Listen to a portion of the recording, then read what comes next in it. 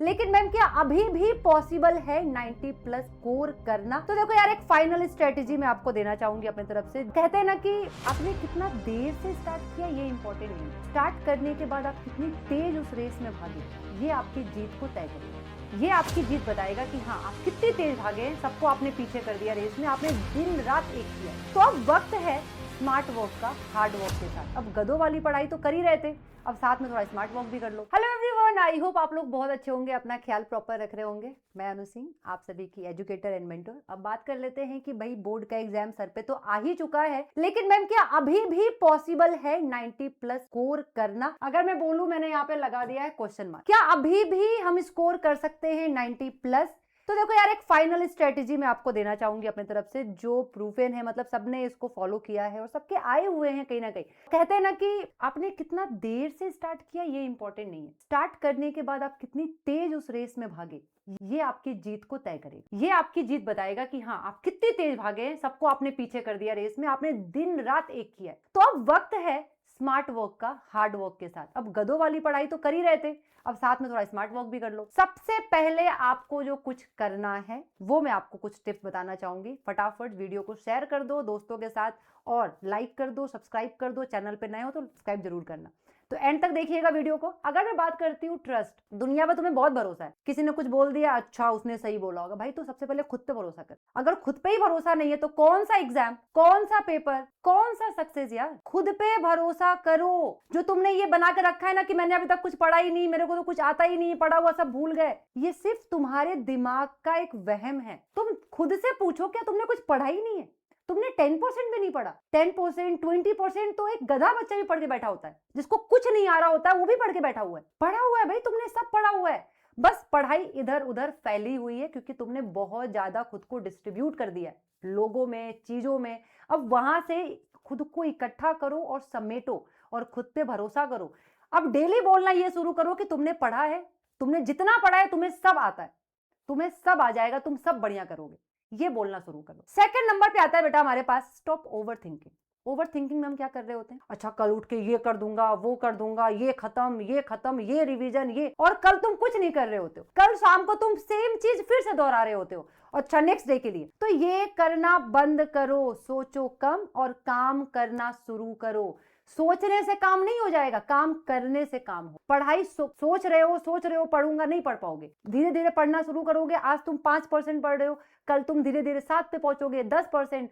तो धीरे धीरे तुम पढ़ना आगे बढ़ोगे, फिर तुम्हारी पढ़ाई आगे जाएगी। सिर्फ सोच रहे हो, 1 साल निकाल दिया सोच सोच के, कुछ कर पाया आखिर? नहीं। तो stop over thinking. Don't trust anyone. क्या होता है ना कि दोस्त को फोन कर, भाई तूने पढ़ा? नहीं पढ़ा? चल ठीक है, मैंने भी नहीं पढ़ा। भाई वो सच नहीं बोल रहा है तुमसे, झूठ बोल रहा है। वो पढ़ाई करके बैठा पड़ा है, उसके घर वालों ने बहुत परेशान किया उसको, पीछे पड़े हुए हैं, जैसे तुम्हारे घर वाले तुम्हारे पीछे पड़े हुए हैं, लेकिन तुम नहीं पढ़ रहे। वो सब पढ़ के बैठा हुआ है, इसलिए तुमसे झूठ बोल रहा है कि भाई तुम आगे ना बढ़ो। दोस्त बहुत जरूरी है, लेकिन इस टाइम पे दोस्त नहीं होते हैं। उन्हें अपना सक्सेस दिखता है, अपना परसेंटेज दिखता है, वो किसी को टॉप करते हुए नहीं देखेंगे। तो किसी को फोन करके कुछ पूछने की जरूरत नहीं है। अगर किसी का कॉल आता है तो बोल दो भाई मैंने भी नहीं पढ़ा, लेकिन तुम पढ़ाई करो शांति से, बिना बताए पढ़ाई करो, बिना बताए लोगों को अपना काम करो, खत्म। नंबर 4, अब यार देखो, किसी ने पेपर प्रिडिक्ट कर दिया, पेपर लीक कर दिया, टीचर्स ने कर दिया। टीचर्स को ये कैसे मालूम होता है? क्योंकि उन्होंने कई साल का एक्सपीरियंस अपने अंदर रखा हुआ है। उन्होंने पेपर को एनालिसिस किया हुआ है, सैंपल पेपर को सॉल्व करवाया है, प्रीवियस ईयर को सॉल्व कराया है, बहुत साल से बच्चों को पढ़ा रहे। तो उन्होंने कहीं ना कहीं प्रीवियस ईयर को बहुत अच्छे से एनालिसिस किया है, जिसमें उन्हें मालूम है कि 80-20 रूल कैसे बनता है। यार आपको भी पता है कि पूरे 100% के सिलेबस से तो क्वेश्चन पेपर नहीं बनता। हर चैप्टर के वो 20, हर चैप्टर का वो 20% वाला हिस्सा है जिससे रिपीट होते हैं क्वेश्चन। तो 80-20 रूल लगाना है बेटा, स्मार्ट वर्क करना यहीं पे शुरू कर दो। लोगों के बहकावे में नहीं आना है।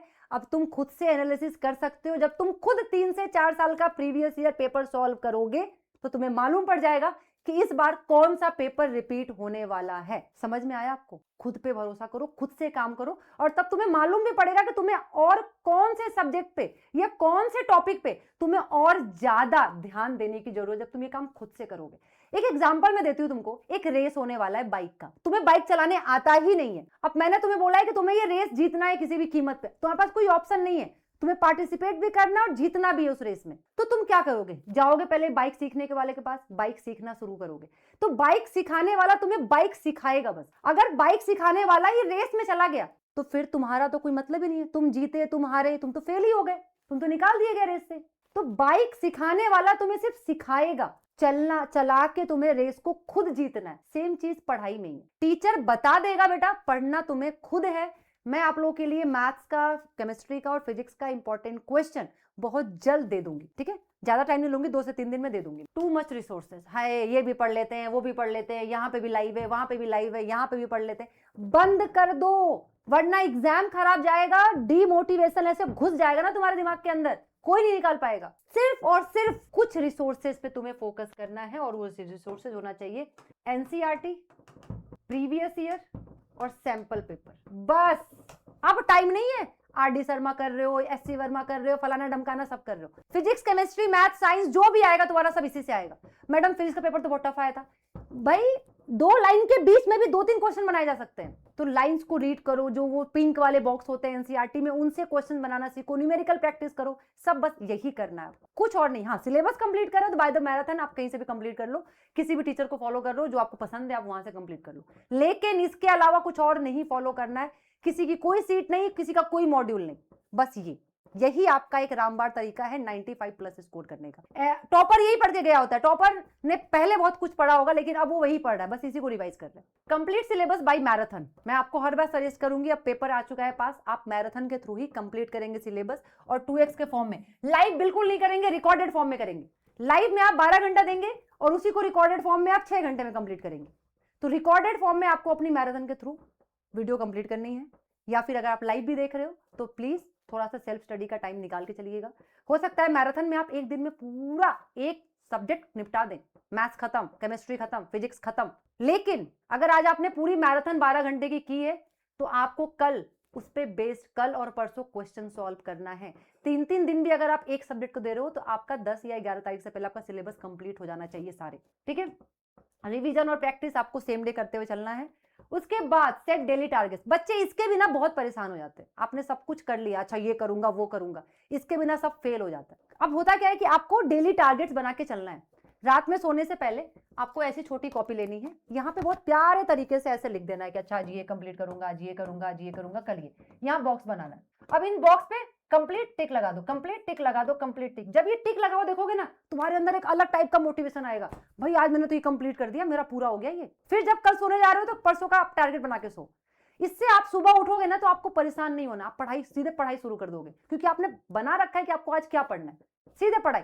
वरना परेशान हो गया, अच्छा ये पढ़ लूं कि ये पढ़ लूं, ये कर लूं, करते करते 2-3 घंटे तुम निपटा दोगे, तब तो तुम्हारा ब्रेन थक चुका होगा। नेक्स्ट, पढ़ाई पहले फिर काम। ये नहीं कि वो उठे मस्त पहले 2 घंटे फोन चलाए, अच्छा दोस्तों से बात किए, मस्त खाए पिए, टीवी देखे, 4-5 घंटे निकल गए, थक चुके यार तुम तो सो के उठने के बाद। अब क्या ही पढ़ाई करोगे, कौन सी प्रोडक्टिविटी? उठने के बाद सबसे पहले जिस अवस्था में हो, वॉशरूम जाओ, बाहर आओ, पढ़ाई करने बैठ जाओ। मत ना हो, अभी कोई जरूरत नहीं है, तुम्हें कोई आके सूंघने नहीं वाला करके कि तुम नहा के आए हो कि नहीं पेपर देने। सब तुम्हारा रिजल्ट देखेंगे फाइनल में, और रिजल्ट महकता नहीं है, रिजल्ट सुंदर दिखता है अगर उस पर मार्क्स अच्छे हो तो। समझ में आपको? सबसे पहले पढ़ाई होना चाहिए। स्माइल यार, तुम लोग तो यार क्यूट क्यूट से हो, मतलब तुम लोग ऐसे रोते धोते रहोगे तो कैसे काम चलेगा? हंसते रहो करो, हंसते रहा करो। 1 महीने की बात है, ये वक्त निकल जाएगा, फिर मस्त सोना, मस्त मोबाइल चलाना, मस्त जो करना होगा लाइफ में करना। 1 महीने की बात है, बस 1 महीने। चलो ऑल द बेस्ट। वीडियो को सब्सक्राइब करना, नहीं लाइक करना, और दोस्तों के साथ शेयर करना, और चैनल को सब्सक्राइब करना। Bye bye, take care.